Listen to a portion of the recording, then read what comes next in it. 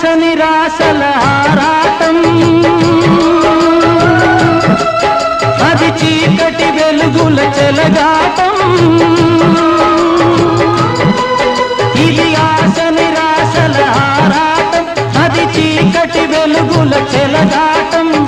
ఆశ జారిన వెలుగు తొలగిన ఆగదు జీవిత పోరాటం.